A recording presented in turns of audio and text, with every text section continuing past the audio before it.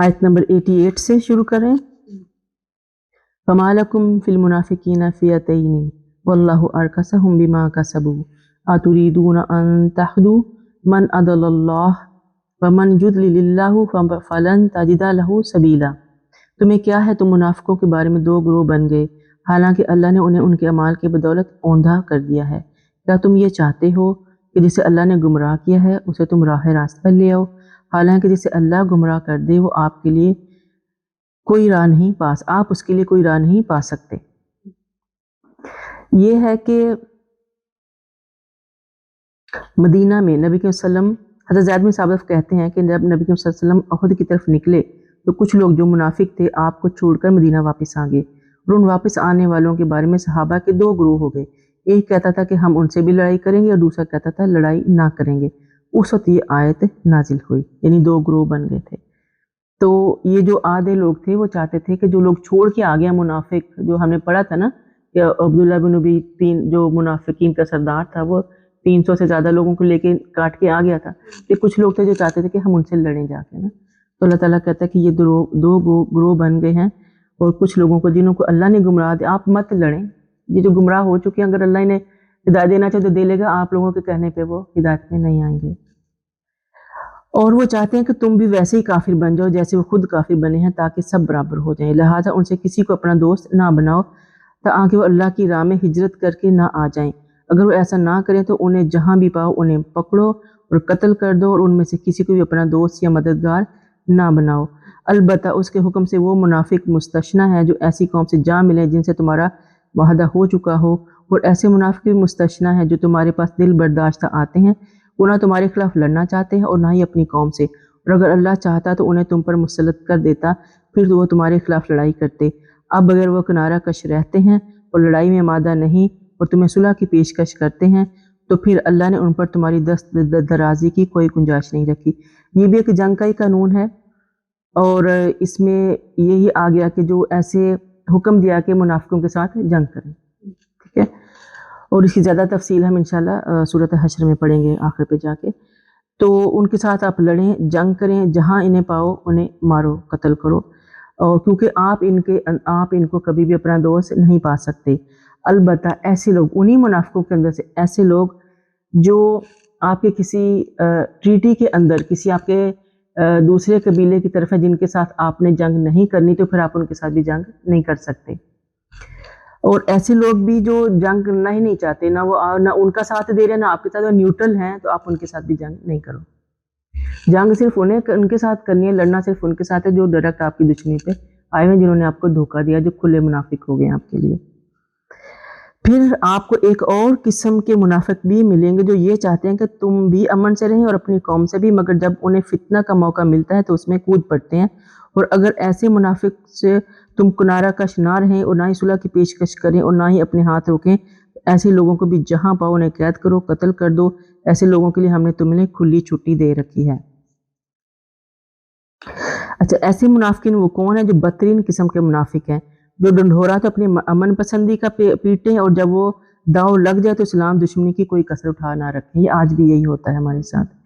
ان کی امن پسندی کی 3 ہی صورتیں ممکن ہیں کہ ایک مسلمانوں سے صلح کر لیں، دوسرے یہ کہ لشکر کفار میں شامل نہ ہو، تیسرے یہ کہ اگر انہیں مجبوراً شامل ہونا پڑے تو پھر بھی اپنے ہاتھ روکے رکھیں، یعنی عملاً لڑائی میں شامل نہ ہو. اگر تینوں باتیں نہ پائی جاتی ہوں تو اس کا مطلب یہ ہوا کہ ان کی نیت میں فتور ہے، اور وہ امن پسندی کی آڑ میں دھوکے سے مسلمانوں سے انتقام لینا چاہتے ہیں. لہٰذا ایسے منافقوں کا علاج یہ ہے کہ جب بھی موقع ملے سب سے پہلے انہیں قتل کر کے ختم کرو. اب دیکھیں آسا اسلام کدھر سے چلا تھا اور کہاں پہنچے ہوئے ہیں ہم لوگ نا.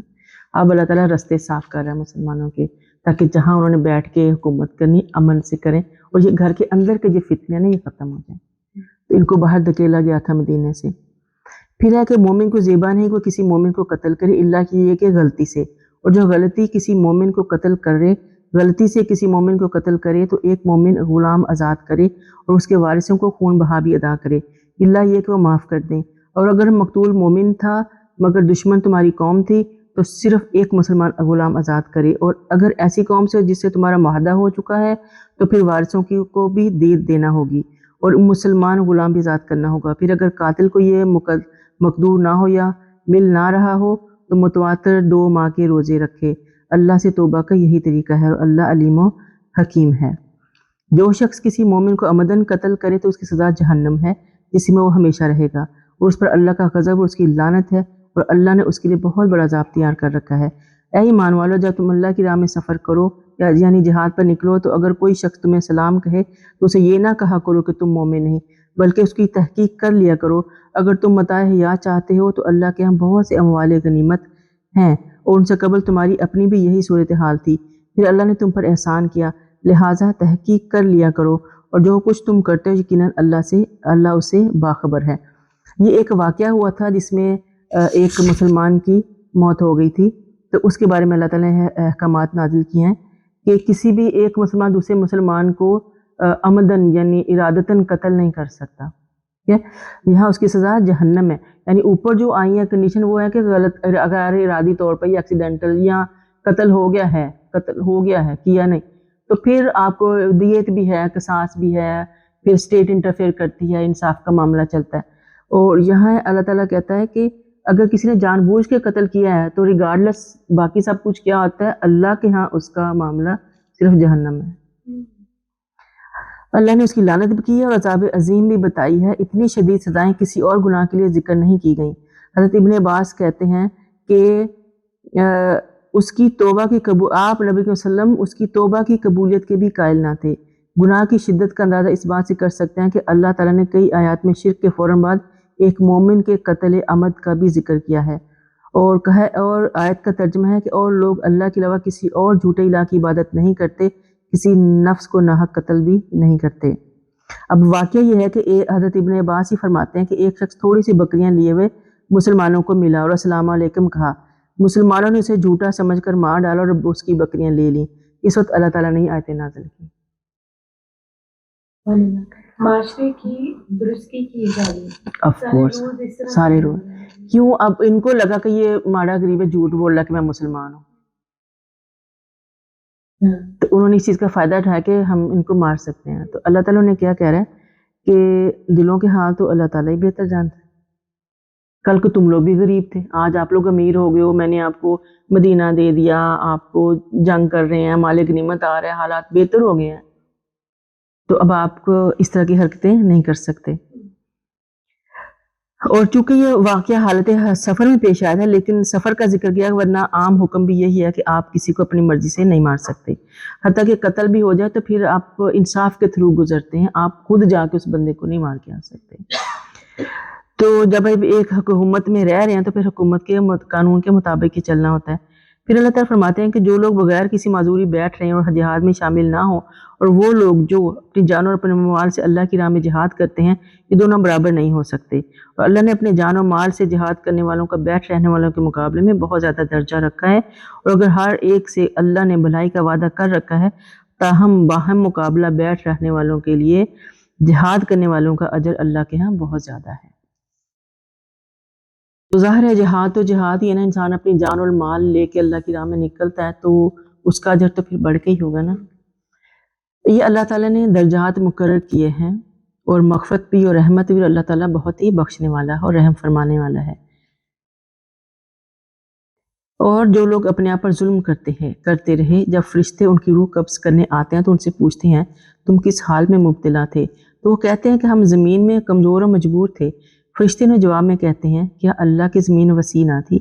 تم اس میں ہجرت کر جاتے؟ ایسے لوگوں کا ٹھکانہ جہنم ہے جو بہت ہی برا ٹھکانہ ہے، اور مگر جو مرد اور عورتیں اپنے اور بچے فی الواقع کمزور اور بے بس ہیں اور وہاں سے نکلنے کی کوئی تدبیر اور راہ نہیں پاتے، امید ہے کہ اللہ ایسے لوگوں کو معاف فرما دے گا، کیونکہ اللہ بڑا معاف فرمانے والا اور بخشنے والا ہے۔ اور جو شخص اللہ کی راہ میں ہجرت کرے گا وہ زمین میں بہت جگہ اور بڑی گنجائش پائے گا، اور جو شخص اللہ اور اس کے رسول کی طرف اپنے گھر میں ہجرت کرتے ہوئے نکلے، پھر راہی میں اسے موت آ لے، تو اللہ کے ہاں اس کا بڑا اجر ثابت ہو چکا، اور وہ بڑا بخشنے والا ہے اور رحم کرنے والا ہے۔ اب یہاں ایک تو ہجرت کی فضیلت ہمارے سامنے آ رہی ہے، اور پھر یہ بھی کہ اگر کسی جگہ پہ آپ موجود ہیں اور آپ کے اوپر مسلسل ظلم ہو رہا ہے اور آپ کو اپنا اسلامی شعار پورے کرنے کی نئی آزادی مل رہی، تو آپ اللہ تعالیٰ کہتا ہے جب ایسے لوگ مر جائیں گے ظلم پسترے اور اسلام کے اگینسٹ مشرکوں کے ساتھ مل کے ان کی جیسی عادتیں پناہ لی، تو جب وہ ملیں گے تو اللہ تعالیٰ ان سے پوچھے گا، فرشتے پوچھیں گے،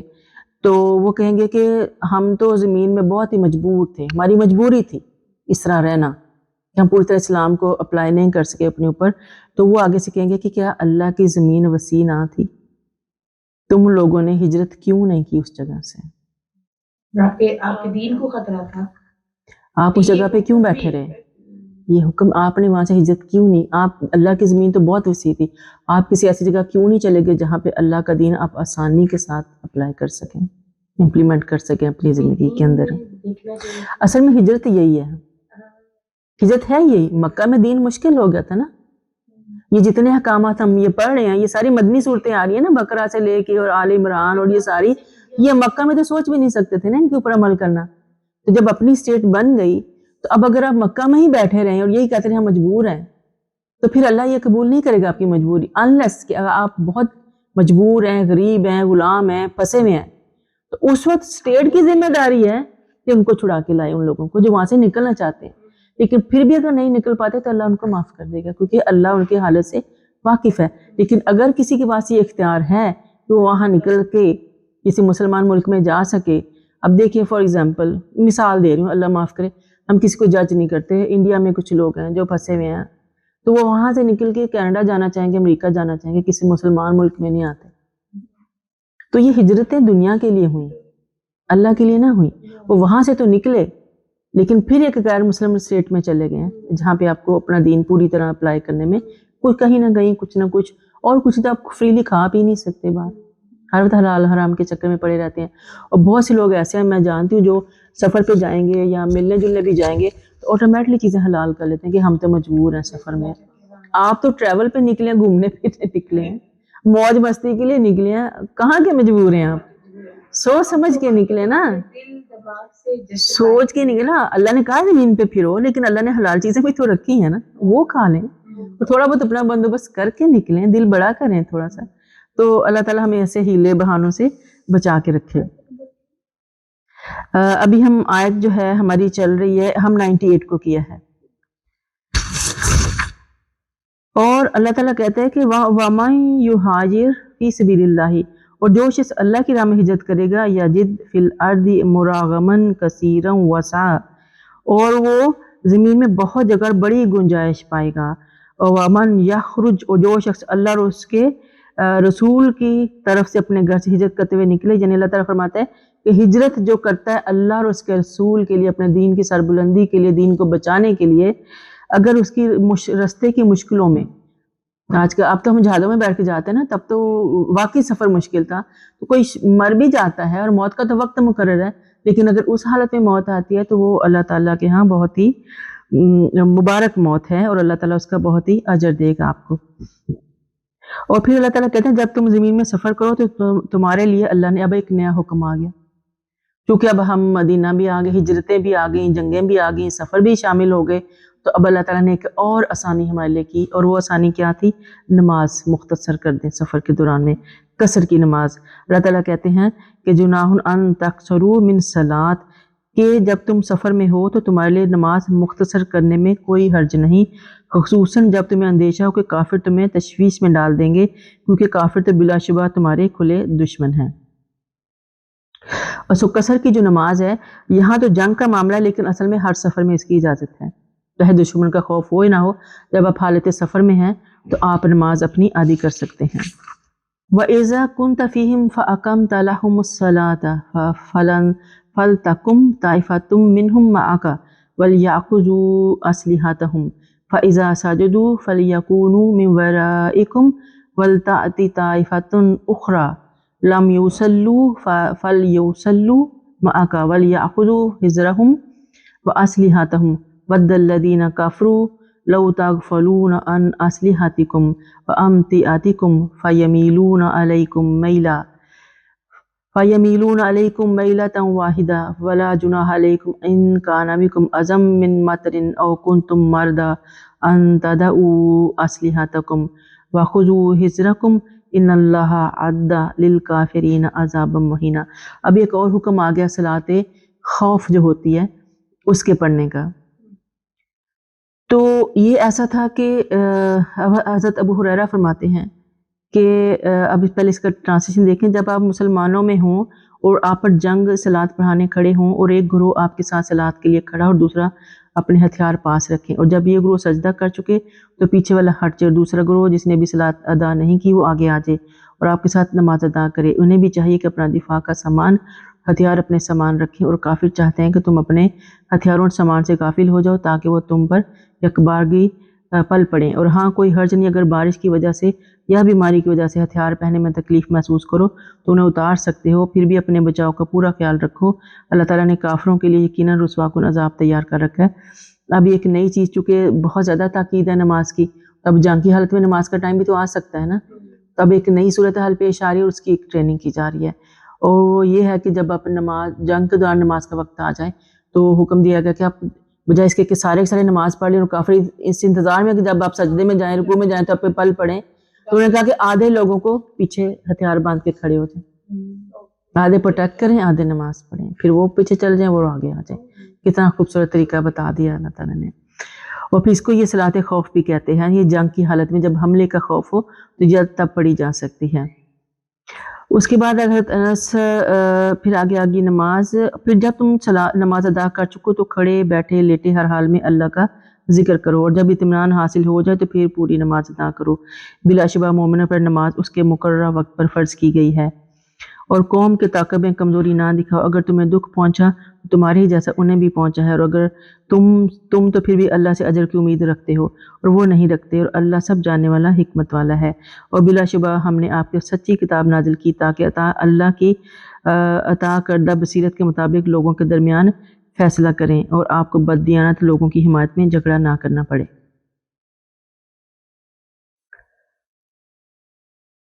اس وقت تم کیا، اب حضرت ابو ذر کہتے ہیں کہ آپ نے نبی صلی اللہ علیہ وسلم نے مجھے فرمایا کہ اس وقت تم کیا کرو گے جب لوگ نماز تاخیر سے ادا کریں گے؟ میں نے پوچھا آپ مجھے کیا حکم دیتے ہیں؟ فرمایا نماز تو اپنے وقت پر ہی پڑھ لینا ہے اور اپنے کام پر چلے جانا، پھر اگر جماعت ہو تو تم مسجد میں ہو تو صلاۃ پڑھ لینا۔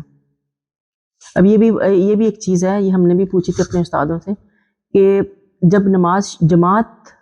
شروع ہو جاتی ہے اور اگر آپ کے ارد گرد آپ مسجد کے ارد گرد ہیں تو بے شک آپ نماز اپنی پڑھ چکے ہیں اکیلے والے یا اپنی پڑھ بھی رہے ہیں تو جماعت افضل ہوتی ہے، تو جماعت کا ساتھ دینا چاہیے، مطلب پڑھی بھی ہو پھر بھی دے دینا۔ یہاں یہی بات آ گئی نا کہ نبی نے فرمایا کہ تم اپنے، اور اس وقت اتنے ابھی وہ نہیں تھے نا، گھڑیاں بھی نہیں تھیں اور سنبھاول بلند بزانے نہیں، تو انہوں نے کہا تھا اپنے گھر سے اپنی نماز، آپ اپنی نماز وغیرہ پڑھ کے نکلے ہیں، لیکن پھر بھی اگر آ گیا تو پھر آپ اس کا ساتھ دے دیں۔ اچھا، واستغفر اللہ، اور اللہ سے بخشش طلب کرتے رہیں، اللہ یقیناً بخشنے والا اور رحم کرنے والا ہے، اور نہ ہی آپ کو ان لوگوں کی حمایت میں جھگڑنا چاہیے جو آپ سے خیانت کرتے ہیں، کیونکہ اللہ تعالیٰ خیانت کرنے والے مجرموں کو پسند نہیں کرتا، اور لوگوں سے تو اپنی حرکات چھپا سکتے ہیں مگر اللہ سے نہیں چھپا سکتے، اور جب وہ رات کو باہم مشورہ کرتے ہیں تو جو اللہ کو ناپسند ہے اس وقت وہ ان کے ساتھ ہوتا ہے، اور اللہ جو کچھ وہ بھی کرتے ہیں ان سب چیزوں کو گھیرے ہوئے ہے۔ اچھا، بیسکلی بات یہاں پہ بار بار انہی یہودیوں کے جو وہاں کے لوگ منافق تھے انہی کے کرتوتوں کی آ رہی ہے، اور اس کے اندر بڑی ڈیٹیل ہے، انشاءاللہ پھر ہم اس کو بعد میں دیکھیں گے، ٹھیک ہے؟ اس کو سمجھنے کے لیے ایکچولی بیک گراؤنڈ میں ان واقعات پہ جانا پڑے گا، تبھی پوری طرح ان کی سمجھ آئے گی۔ تو لیکن پھر یہاں پہ کم از کم امانت اور خیانت کی بات آ گئی کہ ایک بات یہاں پہ یہ بھی آ رہی ہے کہ ایک بات ہے کہ اللہ تعالیٰ اس وقت ان کے درمیان ہوتا ہے نا، ما لا یرد من القول، تو اس بات کو کچھ لوگ غلط انٹرپریٹ کرتے ہیں، غلط اس کی تفسیر کرتے ہیں، جیسے کچھ آیتیں بار بار کرتے آ رہے ہیں نا کہ غلط عقیدے پھیل جاتے ہیں، تو لوگ یہ سمجھتے ہیں کہ اللہ تعالیٰ ہر جگہ خود موجود ہوتا ہے،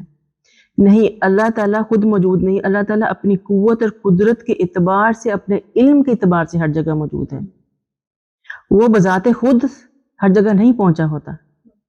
اس کا علم اتنا وسیع ہے، اس کی قدرت اتنی وسیع ہے، اس کی طاقت، اس کا حکمت اتنی وسیع ہے کہ اس کو ہر چیز کا پتہ ہے، وہ ہر جگہ موجود ہے، اس کو پوری خبر ہے ہر چیز کی۔ اصل میں تو الرحمن علی العرش استویٰ سورہ طٰہٰ میں آتا ہے، اور پھر وہ ہے وَكَانَ عَرْشُهُ عَلَى الْمَاءِ، یعنی اللہ تعالیٰ وہ رحمان جس نے اپنے عرش پر قرار پکڑا، یعنی اللہ اپنے عرش پر ہی رہتا ہے اور اس کا عرش پانی پر ہے، اور اس کی کرسی نے ارض و سماوات کو گھیر رکھا ہے، اس نے یوم قیامت اس کا عرش 8 فرشتے اٹھائے ہوئے ہوں گے، سو یہ جاہلوں کی باتیں ہیں کہ اللہ تعالیٰ ہر جگہ موجود ہونے کا عقیدہ پھیلایا ہوا ہے، اسے بنیاد بنا کر انبیاء کو بھی ہر جگہ موجود ثابت کرتے ہیں، اور اس پر بھی نہیں بلکہ پیروں فقیروں حسب منشا حسب مفادات جسے چاہیں حاضر و ناظر کرا دیتے ہیں، اور ہمیں ایسی شیطانی چالوں سے بچ کے رہنا چاہیے۔ میں کل ہی ایک واقعہ کسی مشہور ہے آج کل ایک جو اسکالر، ان کے چھوٹے چھوٹے ٹپس واقعہ یعنی باتیں وزڈم والی باتیں آتی رہتی ہیں نیوز فیڈ پہ، تو انہوں نے ایک واقعہ بتایا، چھوٹا سا میں شیئر کر دیتی ہوں۔ بس مجھے ان کی بات دل میں لگی نہیں تو میں تھوڑا سوچتی رہی تھی، تو اب مجھے لگ رہا ہے وہ ایسے تک وہ کسی ایک عورت کی بات سنانے لگے کہ انہیں کوئی ایک کسی وہ جب لڑکے تھے تو ایک عورت تھی جس کو وہ تائی بولتے تھے یا تائی تھی، تو کہتے وہ بہت عرصے سے بیوہ تھی اور بہت ہی خوش اخلاق اور اچھی عورت تھی، اور ہر وقت اس کے ہاتھ میں نا ایک پیڑھی نہیں ہوتی جس رنگین پایوں والی چھوٹی چوکی جو ہم پنجابی پیڑھی بولتے ہیں، وہ لے کے رکھتی، جہاں کہیں بھی جاتی تھی نا اس کو لے کے جاتی تھی۔ تو کہنے لگے کہ وہ ایک دن انہوں نے میں گھر گیا تو مجھے میں ان کے گھر میں اکثر بڑے پیار سے کھانا کھلاتی تھی، تو آپ کو پتہ ہے عام طور پہ جو چولہے ہوتے ہیں گاؤں میں زمین پہ ساتھ میں پیڑھیاں رکھی جاتی ہیں، سب بیٹھتے ہیں، روٹی پکتی ہے وہ کھاتے ہیں، تو میں اس پیڑھی کی اصلیت جاننا چاہ رہا تھا، تو میں نے ان سے کہا کہ میں اس پیڑھی پہ بیٹھ جاؤں، تو کہتی نہیں تم نہیں بیٹھ سکتے اس کے اوپر، تو میں نہیں بیٹھا۔ تو پھر میں نے ان سے پوچھا کہ میں اس پیڑھی پہ کیوں نہیں بیٹھ سکتا، تو انہوں نے بتایا کہ جب وہ بیوہ ہوئیں تو پھر ان کو ظاہر ان کے حالات مشکل ہو گئے، تو انہوں نے قرآن کو یہ سمجھ میں آئی، ان کے کسی استاد نے یا امام نے بتایا کہ اللہ ہر وقت تمہارے ساتھ ہوتا ہے، فکر نہ کرنا۔ تو مجھے اس دن سے بڑی ڈھارس بندی کہ اللہ میرے ہر وقت ساتھ ہوتا ہے، تو میں اس لیے میں نے یہ رنگین پائیں والی برانڈ نیو پیڑھی بنوائی، اور میں ساری اسے لے کے پھرتی ہوں کہ جب بھی میں کہیں آتی جاتی ہوں پیڑھی ساتھ لے کے جاتی ہوں، اور میں اپنے کام بھی کرتی ہوں تو مجھے تسلی ہوتی ہے کہ یہ پیڑھی میں نے رکھی ہوئی ہے اللہ کے بیٹھنے کے لیے، تو جب میں کوئی کام کرتی ہوں تو اس کے اوپر اللہ بیٹھا ہوا ہوتا ہے، میرے ساتھ بیٹھا ہوتا ہے، مجھے دیکھ رہا ہوتا ہے، مجھے کام کرتے ہوئے بھی دیکھ رہا ہوتا ہے۔ تو بظاہر تو یہ لگتا ہے کہ بھئی اس نے اپنے لیے ایک بنا لیا ایک عقیدہ سا کہ اللہ ہر وقت میرے ساتھ ہے، تو اللہ کو ایک پیڑھی کی ضرورت ہے اور اللہ اس پیڑھی پہ بیٹھا ہوا، یعنی اس کے اندر اس نے تو اصل میں انہی چیزوں سے آہستہ آہستہ غلط عقیدوں کی طرف جاتے ہیں۔ اسے وہ بیچاری جو غریب تھی پنڈ کی تھی، اس نے پیڑھی لے لی، ہمارے جیسا کہ میں تو ایک صوفہ بنوا کے رکھتا ہوں اللہ کے لیے، اور بعد میں آپ پیری مریدی شروع کریں جی اس صوفے پہ کوئی نہیں بیٹھے گا، اس پہ اللہ بیٹھا ہوا ہے، ہو گئی نا ہماری حماقتیں شروع، تو اس طرح ہم آہستہ آہستہ بڑھتے جاتے ہیں۔ جی وہ اپنی پوری پاور سے پوری طرح ہمارے ساتھ ہے، وہ سمیع علیم ہے، وہ حکیم ہے، ہمیں دیکھ بھی رہا ہے، وہ سن بھی رہا ہے، وہ فیصلے بھی کر رہا ہے، وہ لکھ بھی رہا ہے، اس کو آپ کی انگلی پکڑ کے آ کے آپ کو چلانے کی ضرورت نہیں ہے۔ اللہ کی قدرت بہت بڑی ہے، وہ 7ویں آسمانوں کے اوپر بھی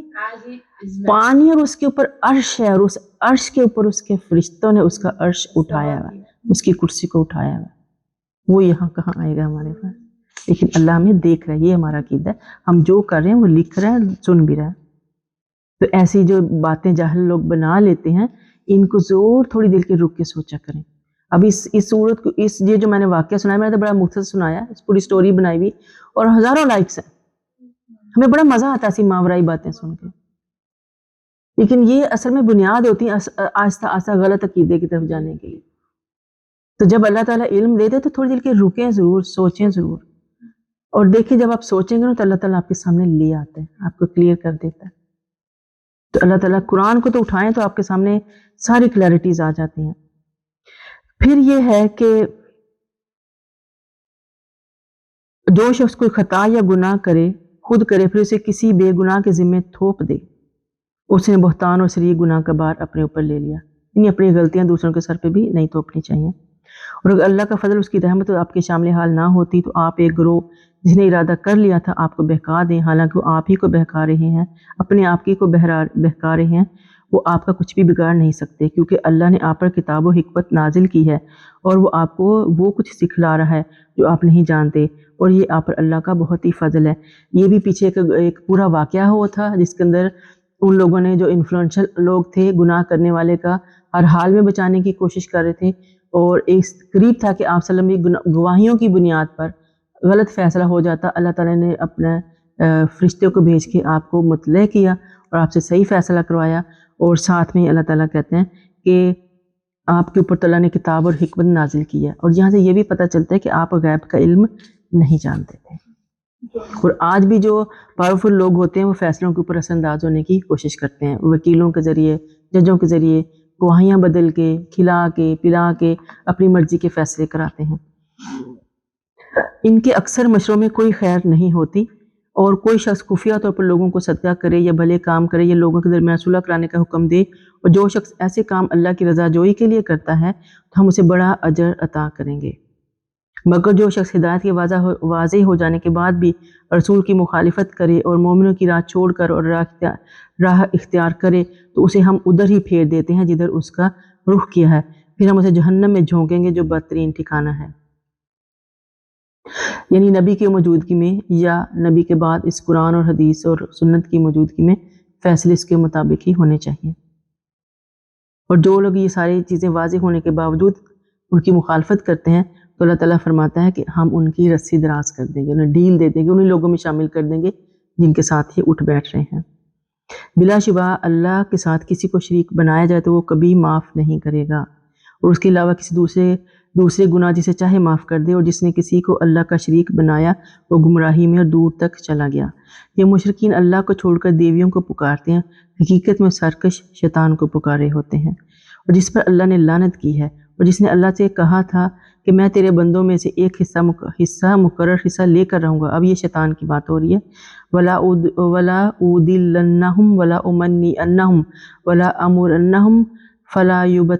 يُبَتِّكُنَّ آذَانَ الْأَنْعَامِ وَلَا أَمُرَنَّهُمْ فَلَا يُغَيِّرُنَّ خَلْقَ اللَّهِ وَمَن يَتَّخِذِ الشَّيْطَانَ وَلِيًّا مِّن دُونِ اللَّهِ فَقَدْ خَسِرَ خُسْرَانًا مُبِينًا۔ یہ آپ کو پتہ ہے یہ شیطان نے اللہ تعالیٰ سے یہ حق لیے تھے، اور اللہ تعالیٰ کو چیلنج کیا تھا کہ میں آپ کے انسانوں کو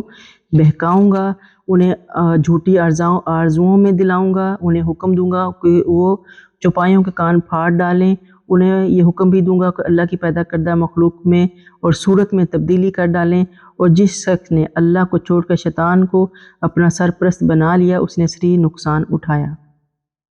اور شیطان ان سے وعدے کرتا، امیدیں دلاتا، اور جو وعدے بھی کرتا وہ فریب کے سوا کچھ نہیں ہوتے، اور ایسے لوگوں کا ٹھکانہ جہنم ہے جس سے نجات کی وہ کوئی صورت نہ پائیں گے۔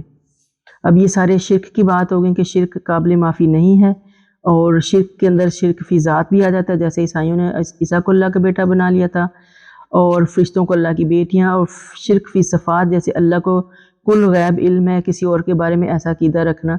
یعنی کسی اور کو بھی غیب کا علم ہے۔ پھر شرک فی العبادات یا غیر اللہ کے نام پر جانور ذبح کرنا یا انہیں چھوڑ دینا نظر مانتے ہوئے، اور جیسے مشرکین کرتے تھے اور آج بھی لوگ کرتے ہیں، پیروں فقیروں کے ناموں پر جانور چھوڑ دیتے ہیں، یہ لوگ بچے چھوڑ دیتے ہیں اپنے۔ کبھی آپ نے دیکھا وہ عبداللہ وہ دولے شاہ کی چوڑیاں جو بناتے وہ مزاروں کے نام پہ چھوڑے ہوئے ہیں نا، سارے ان کے ساری ٹیڑے کر دیتے ہیں یہ لوگ ان کو بنانے کے لیے، انہیں خاص عقیدت مند۔ تو یہ ساری چیزیں شرک میں آتی ہیں، اور اللہ تعالیٰ کہتا ہے میں سب کچھ معاف کر دوں گا، شرک معاف نہیں کروں گا۔ اور وہ لوگ جو ایمان لائے اور اچھے عمل کیے تو انہیں ہم ایسے باغات میں داخل کریں گے جن میں نہریں جاری ہیں، اور اس میں ہمیشہ رہیں گے، اور اللہ کا وعدہ سچا ہے، قول میں اللہ سے بڑھ کر ہے، اور کون سچا ہو سکتا ہے۔ نجات کا دار و مدار نہ تو تمہاری تمناؤں پر ہے اور نہ اہل کتاب کی تمناؤں پر، اور جو بھی برے کام کرے گا اسے سزا پائے گا، اللہ کے سوا کسی کو اپنا حامی و ناصر نہ پائے گا۔ اب یہاں پہ بہت ہی کلیئر ہو گیا کہ جو یہ یہودی بھی بڑی بڑی باتیں کر رہے ہیں، اہل کتاب ہیں کہ ہم تو بخشے ہوئے ہیں، ہم تو اللہ کے پیارے ہیں، ہمیں تو چند دن کا عذاب ہوگا، ہم مسلمان بھی یہی کچھ کرتے رہتے ہیں، تو اللہ تعالیٰ کہتا ہے کہ میں نے تمہاری نجات تمہاری تمناؤں پہ نہیں کرنی، تمہاری سوچوں پہ نہیں کرنی، عملوں پہ کرنی ہے۔ تو جب ہم سوچ لیتے ہیں کچھ اچھا کرنے کا تو اسے کر بھی ڈالو نا، کرنے کی کوشش تو کرو نا، باقی اللہ کوشش دیکھتا ہے۔ اور باقی یہ آپ کے عقیدے ہونا کہ ہمیں جو ہے وہ ہم چہیتے ہیں، نبیوں کی اولاد ہیں یا صحابہ کی اولاد ہیں یا ہم حضرت فاطمہ کی اولاد ہیں، یہ جو عقیدے ابھی بھی ہم چلے آ رہے ہیں نا ہمارے اندر، تو اللہ تعالیٰ کہتا ہے کہ ایسے گمراہ کن جو عقیدے ہیں ان کی ایجادات سے کوئی بھی مسلمان جو ہے کوئی بھی پیچھے نہیں ہے، تو اپنے اپنے جو ہیں وہ دروازے بھی بنا لیا۔ آپ کو پتہ ہے نا کہ ایک دروازہ، ایک مزار ہے پاکستان میں، آئی تھنک پاک پتن میں، وہاں پہ ایک دروازہ بنا ہوا جس کو بہشتی دروازہ کہتے ہیں، اور سال میں عرس ہوتا ہے اللہ پہ، خاص طور پہ لوگ اس لیے وہاں سے جا کے خاص طور پہ گزرتے ہیں کہ ان کے خیال میں اس سے گزریں گے تو وہ جنت میں چلے گئے یا جنت مل گئی ان کو۔ کیسی کیسی غلط امیدیں ہم نے باندھ رکھی ہیں اپنے ساتھ. کیسے؟ یعنی اللہ تعالیٰ پیچھے میں کیا ہے جو جہاد کرنے والے ہیں وہ نان جہاد کرنے والے کے برابر ہو سکتے ہیں. یعنی ایک بندہ ساری عمر اللہ کو راضی کرنے میں لگا ہوا ہے اور ایک بندہ اسے دروازے سے گزر جائے تو اللہ میں ایسے ہی دونوں کو برابر فضیلت دے دے گا, ایسے ہی دونوں کو جنت میں کھڑا کر دے گا. اللہ تعالیٰ خود ہی پیچھے کہتا ہے کہ کیا میں تمہارا ایمان ٹیسٹ نہیں کروں گا. ہم خود بھی سوچے نا اس بات یس ہماری عقل چلے گی ایسے نہیں ہم کوئی بھی کام کرے بغیر کون جائیں گے اس جگہ پہ ایک بندہ میرٹ لے کے اپنے لیتا ہے کریڈٹس اور اپنی کامیابی اور ایک بندہ بغیر میرٹ کے آ جاتا ہے سفارشیں لے کے, تو وہ ایک جیسے ہو سکتے ہیں. اللہ تعالیٰ اسی قرآن میں فرماتا ہے کہ جو علم والا ہے اور جو جاہل ہے وہ ایسے ہیں جیسے دن اور رات کا فرق, یہ کبھی برابر نہیں ہو سکتے. تو پھر یہ تو جہالت ہی ہوگی نا ساری. پھر ہے کہ اور یہ عرس کے درمیان مجھے پتہ ہے لوگ, میں جانتی ہوں بہت سے لوگوں کو جو یہ کرتے ہیں, اللہ معاف کرے. پھر اللہ تعالیٰ فرماتا ہے کہ جو کوئی اچھے کام کرے گا خواہ مرد ہو یا عورت ہو, وہ ایمان لانے والا ہو, تو ایسے ہی لوگوں میں جنت میں داخل ہوں گے, ان کی ذرا بھر بھی حق تلفی نہیں کی جائے گی. اور اس شخص سے کس کا دین بہتر ہو سکتا ہے جس نے اللہ کے سامنے اپنا سر تسلیم خم کر دیا ہو, وہ نیکوکار بھی ہو اور یکسو ہو جانے والے ابراہیم کے طریقے کی اتباع بھی کرا ہو, اور جسے اللہ نے اپنا مخلص دوست بنا لیا ہو. اب نبی صلی اللہ علیہ وسلم خود فرماتے ہیں کہ میں بھی اللہ کا دوست ہوں, اور یعنی اللہ نے مجھے بھی خلیل بنایا ہے جیسے حضرت ابراہیم کو خلیل بنایا تھا. تو یہاں انہی کی بات ہو رہی ہے کہ ایسا شخص جس نے اللہ کے دین پہ چلا, نبی کو اپنا بنا لیا, انہی کے طریقے پہ چلا, تو وہ اور وہ باقی جو ایجادات کرنے والے لوگ ہیں نا, غلط امیدیں لگا کے بیٹھے ہوئے, کیسے برابر ہو سکتے ہیں. اور جو کچھ آسمان اور زمین میں سب اللہ تعالیٰ کا ہی ہے, اور اللہ تعالیٰ ہر چیز کا احاطہ کیے ہوئے ہے. اور لوگ آپ سے عورتوں کے بارے میں فتویٰ پوچھتے ہیں, کہہ دیجئے ان کے بارے میں اللہ تمہیں فتویٰ دیتا ہے, اور اس بارے میں وہ احکام جو یتیم عورتوں سے متعلق اس کتاب میں پہلے سے سنائے جا چکے ہیں, ان کے مقررہ حقوق تو تم انہیں دیتے نہیں, یعنی میراث وغیرہ, اور ان سے نکاح کرنے کی رغبت رکھتے ہو, اور ان بچوں کے بارے میں بھی جو ناتواں ہیں, نیز اللہ تمہیں یہ بھی ہدایت دیتا ہے کہ یتیموں کے ساتھ انصاف کا معاملہ کرو. وَمَا تَفْعَلُوا مِنْ خَيْرٍ فَإِنَّ اللَّهَ كَانَ بِهِ عَلِيمًا. یہ سورۃ النساء میں ہم پیچھے شروع والی آیتوں میں یہ ہم پڑھ چکے ہیں کہ یتیموں کے جو حق اللہ نے, اور یتیم لڑکیوں کے جو حق, ان کی شادیوں کے معاملے ہم سارے پیچھے پڑھ کے ہیں. اللہ تعالیٰ پھر اگین ہمیں کہہ رہا ہے کہ یتیم لڑکیوں سے نکاح کی اجازت تو ہے, لیکن انصاف ہاتھ سے نہیں جانے دینا. یہ نہیں کہ ان کی میراث کھانے کے لیے کہ بھئی یہ شادی ہوگی تو اس کا سارا مال میرا ہو جائے گا, یا ان کو حق مہر, ان کو ویلیو کم دو جس کے وہ اہل ہیں, کہ ماں باپ نہیں ہیں بیچاری کہاں چلی جائیں گی, تو شادی کر لو, مہر بھی نہ دو, اور تو یہ نا انصافی نہیں کرنی, لیکن نکاح کرنے. اللہ تعالیٰ کہتا ہے جو تم اچھا کرو گے تو یقیناً اس کا بدلہ پالو گے. وَإِنِ امْرَأَةٌ خَافَتْ مِنْ بَعْلِهَا نُشُوزًا أَوْ إِعْرَاضًا فَلَا جُنَاحَ عَلَيْهِمَا أَنْ يُصْلِحَا بَيْنَهُمَا صُلْحًا. اور اگر کسی عورت کو اپنے خاوند سے بدسلوکی یا بے رخوی کا خوف ہو, تو اگر میاں بیوی آپس میں کچھ کمی بیشی کر کے سمجھوتا کر لیں تو دونوں پر کچھ گناہ نہیں. اب یہ سورۃ النساء ہی ہے نا, تب پھر سے اللہ تعالیٰ عورتوں پہ پلٹ آئے ہیں, اور صلح بہرحال بہتر ہے. یہ حضرت عائشہ کہتی ہیں کہ حضرت سودا جو تھی نا وہ ضعیف ہو گئی تھی. حضرت سودا آپ کو پتہ ہے نبی صلی اللہ علیہ وسلم کی بیوی نمبر 2 تھی. حضرت خدیجہ کی وفات کے بعد انہوں نے ان سے شادی کی تھی, اور یہ شادی کے وقت یہ بھی آپ سے بڑی تھی, تو پہلی ایج کی تھی, she was in early 50s, تو ظاہر وقت گزرنے کے ساتھ وہ مزید بوڑھی ہوتی گئی, تو انہیں ڈر ہوا کہ کہیں آپ وسلم ان کو طلاق نہ دے دیں. آخر ان کے پاس جوان بیویاں بھی موجود تھی, تو انہیں لگا کہ اب میں بے فائدہ ہو گئی ہوں, اب یعنی میں بوڑھی ہو گئی ہوں, تو اب شاید میرا انٹرسٹ میرے اندر ختم ہو جائے. تو انہوں نے خود ہی کہہ دیا کہ آپ مجھے طلاق نہ دیجیے گا, میں اپنی باری حضرت عائشہ کو ہبہ کر دیتی ہوں. تو یہ ایک ڈیل کر لی انہوں نے اپنے طور پہ, اپنے شادی بچانے کے لیے, اپنے آپ کو بچانے کے لیے. تو یہ تو ایک ہے, لیکن اصل میں اللہ تعالیٰ کہہ رہا ہے کہ اگر زندگی میں ایسے موقع آ جائیں تو تھوڑی بہت آپس میں کم و بیشی کر کے سمجھوتے کی راہ نکالو. ہر وقت ٹکر وہ کر کے اور ہر وقت توڑنے کی, شادیوں کو نکاحوں کو توڑنے کی بات نہ کیا کرو. اور یہ کریم صلی اللہ علیہ وسلم کو سمجھایا جاتا ہم سب کو اس سچویشن سے نکلے. ہاں, یہ حضرت عائشہ کہتے ہیں کہ یہ آیت اس بیک گراؤنڈ میں اتری, لیکن حکم تو ہمارے لیے ہی ہے نا, کہ اگر خاوند کا عورت سے بے سلوکی اگر آپس میں لگ رہا ہے کہ کوئی, تو آپ انصاف کی بات کر کے ایک دوسرے کو کچھ کمی بیشی کر کے اپنے حقوق میں دل بڑا کر کے معاملے کو چلنے دو آگے. پھر آیا ہے کہ اللہ تعالیٰ کہتا ہے اور لالچ تو ہر نفس کو لگا ہوا ہے، یعنی اگر تم احسان کرو اللہ سے ڈرتے رہو تو جو کچھ تم کرو گے یقیناً اللہ اس سے خوب واقف ہے۔ اب دیکھیں نا، صرف اسی بیک گراؤنڈ کو دیکھ لیں تو اللہ تعالیٰ نے حضرت سودا کو نبی کے وسلم نے طلاق نہیں دی، ان کی باری ان کو حضرت عائشہ کو مل گئی۔ اب ان کی ویسے تو ہر بیوی کی ایک ایک باری تھی نا، حضرت عائشہ کو 2 مل گئی، ٹھیک ہے، ان کی والی باری کا دن بھی انہیں مل گیا،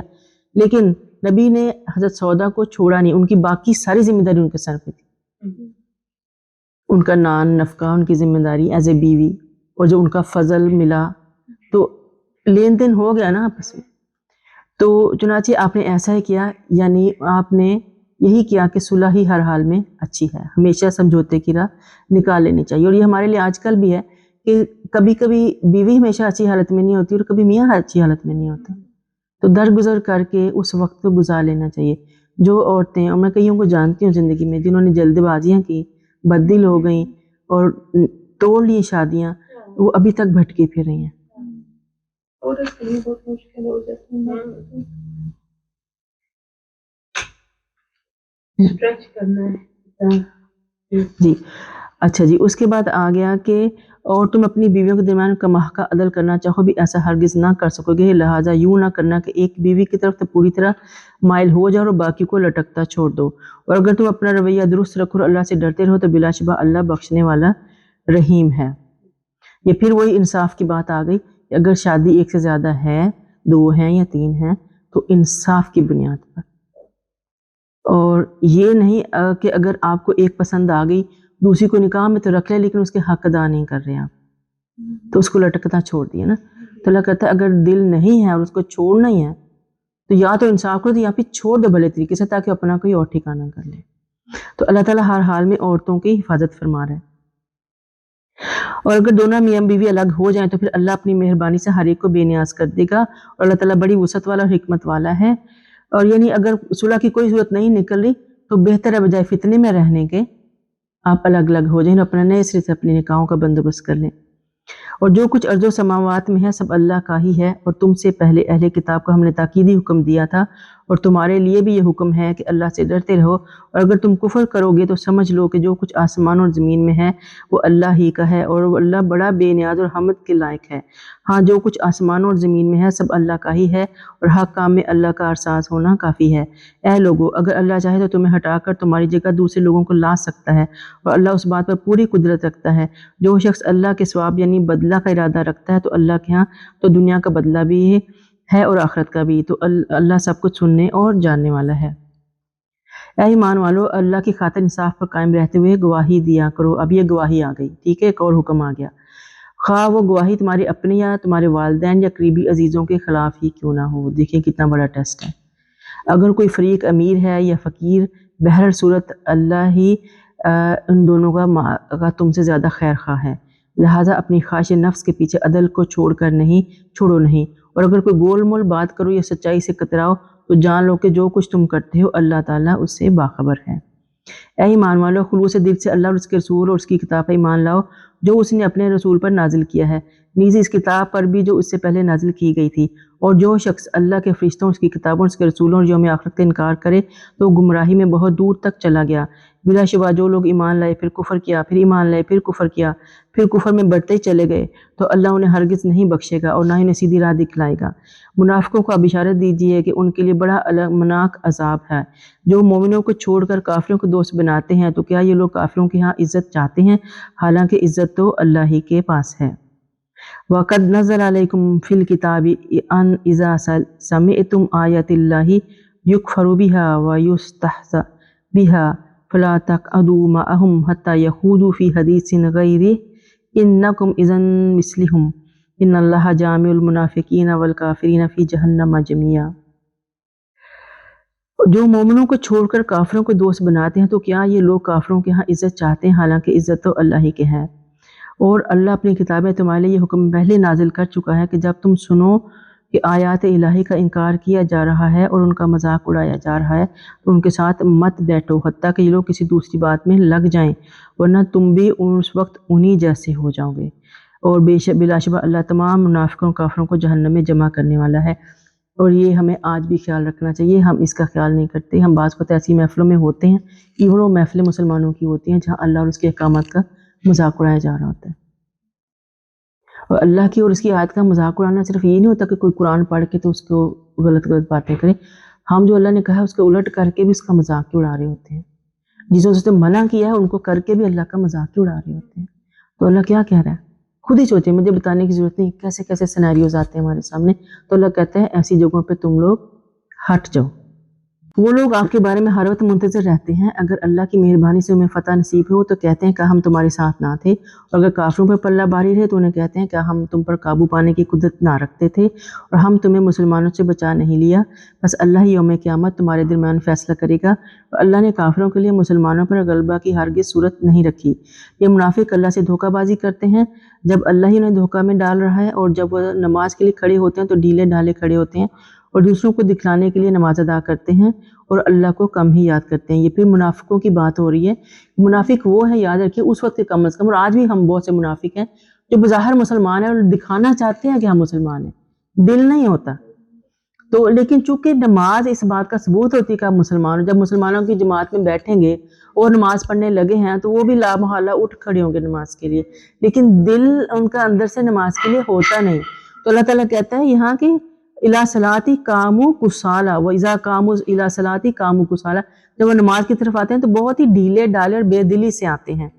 اور دوسروں کو دکھلانے کے لیے نماز ادا کرتے ہیں اور اللہ کو وہ کم ہی یاد کرتے ہیں. اس طرح کے لوگ آج بھی ہمارے پاس ہیں. اللہ تعالیٰ فرماتا ہے ایسے لوگ کفر اور ایمان کے درمیان لٹک رہے ہوتے ہیں، نہ ادھر کے ہیں نہ ادھر کے، اور اللہ جسے چاہے گمراہ کرے، یہ آپ ان کے لیے کوئی راستہ نہ پائیں گے. اے ایمان والو، مومنوں کو چھوڑ کر کافروں کو اپنا دوست نہ بناؤ. کیا تم اپنے آپ پر اللہ کی صریح حجت قائم کرنا چاہتے ہو؟ یہ منافق جہنم کے سب سے نچلے درجہ میں ہوں گے، طبقہ میں ہوں گے، اور آپ ان کا کوئی مددگار نہ پائیں گے. ان میں سے جنہوں نے توبہ کی اور اپنی اصلاح کی اور اللہ کے دین کو مضبوطی سے پکڑ لیا، اللہ کے لیے اپنے دین کو خالص کر لیا، تو ایسے لوگ مومنوں کے ساتھ ہوں گے اور اللہ تعالیٰ عنقریب مومنوں کو بہت بڑا اجر عطا فرمائے گا. اگر تم لوگ اللہ کا شکر ادا کرو اور خلوص نیت سے ایمان لے آؤ، ان شکرتم و آمنتم، تو اللہ کو کیا پڑی ہے اگر تم ایمان لے آؤ، وکان اللہ شاکرا علیما، تو اللہ تعالیٰ کو کیا پڑی ہے کہ تمہیں عذاب دے، جبکہ اللہ تعالیٰ تو خود بہت ہی قدردان اور سب کچھ جاننے والا ہے. یعنی اب اللہ تعالیٰ نے کلیئرلی بتا دیا کہ منافق کون ہیں، ان کو اندر باہر سے کھول کے رکھ دیا، ان کی ایک ایک خصلت ہمیں بتا دی ہے کہ کس کس موقع پہ آپ کو دھوکہ دے سکتے ہیں. اور پھر ہے کہ اب یعنی عام طور پہ ہم لوگ کہاں کہاں منافقت کرتے ہیں کہ رسول اللہ علیہ وسلم کی بات کو جھٹلانا، ٹھیک ہے، طویلیں نکالنا، رسول کی دیوی کسی خبر کو جھٹلانا، رسول سے بغض رکھنا، رسول کی دیوی کسی چیز سے بغض رکھنا، دین کی جہاں پہ اہانت یا بےزتی ہو رہی ہو وہاں پہ خوش ہونا جا کے، اور دین کی نصرت کو پسند نہ کرنا، اور پھر ہے کہ جب بولے تو جھوٹ بولے، جب امانت رکھی جائے تو خیانت کریں، جب جھگڑا کریں تو بری اور گندی باتیں منہ سے نکالیں، جب معاہدہ کریں تو توڑ ڈالیں. یہ ساری چیزیں جو ہیں نا، یہ منافقت کی نشانیاں ہیں. کوئی مسلمان سچا مومن ان چیزوں سے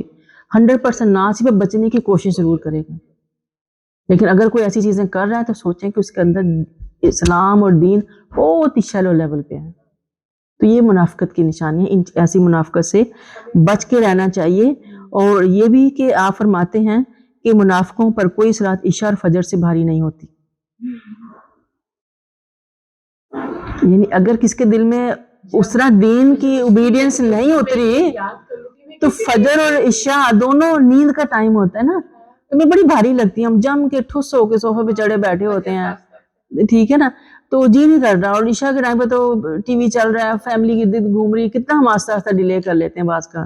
تو بھاری اگر لوگ اس ثواب کو جانتے جو نمازوں میں ہے تو گھسٹ کر بھی پہنچتے. ان دو نمازوں کا بہت ثواب ہے. اور میں نے ارادہ کیا کہ مؤذن سے کہوں کہ وہ تکبیر کہے اور کسی کو امامت کا حکم دوں، اور میں آگ کا شعلہ لے کر ان لوگوں کے گھروں کو جلا دوں جو ابھی تک نماز کے لیے نہیں نکلے. یہ حدیث ہے بخاری کی. یہ جو منافق ہیں ان ساری خصوصیت والے، اللہ تعالیٰ کیا کہتا ہے؟ نمبر 1، یعنی اگر منع کرنے کے باوجود انہوں نے ان کے ساتھ دوستی کری رکھو گے تو آپ کے اوپر بھی ان کا رنگ آئے گا. ایسے لوگوں کا جو منافق ہیں، جو سستی کرتے ہیں، جھوٹے مسلمان ہیں، جو دین کا مذاق اڑاتے ہیں، آپ بھی ان میں شامل ہو گئے. اور ہوتا ہے، اپنی آنکھوں سے دیکھا ہے، آپ کے اوپر آپ کے دوستوں کا رنگ چڑھتا ہے. اس لیے دوست ہمیشہ سوچ سمجھ کے بنانے چاہیے. رشتے اللہ نے دیے ہیں، وہ آپ کے بس کی بات نہیں. دوست آپ کے بس کی بات ہے. ایسے لوگوں میں اٹھے بیٹھے جن کے اوپر اللہ تعالیٰ اپنی خیر نازل کرتا ہے. پھر اللہ تعالیٰ فرماتا ہے کہ جہنم کا سب سے نچلا طبقہ حاویہ ہے، وہاں بدترین عذاب ہوگا. یہ انتہائی حوصلہ افزا آیت ہے کہ آخر اللہ تعالیٰ کو کسی عذاب دینے کا شوق تو نہیں. اگر آپ ایمان پہ رہیں گے تو اللہ تعالیٰ آپ کو عذاب کیوں دے گا؟ آپ ایمان پہ رہیں، اللہ کا شکر ادا کریں تو اللہ تعالیٰ آپ کی قدردان ہے، آپ کو عذاب نہیں دے گا بلکہ آپ کے اوپر اپنی رحمت نازل کرے گا. انشاءاللہ اللہ تعالیٰ ہمیں جنتوں کا حقدار بنائے گا. آمین. جزاک اللہ سب کا. سبحانک اللہم و بحمدک، نشہد ان لا الہ الا انت، نستغفرک و نتوب الیک. آمین.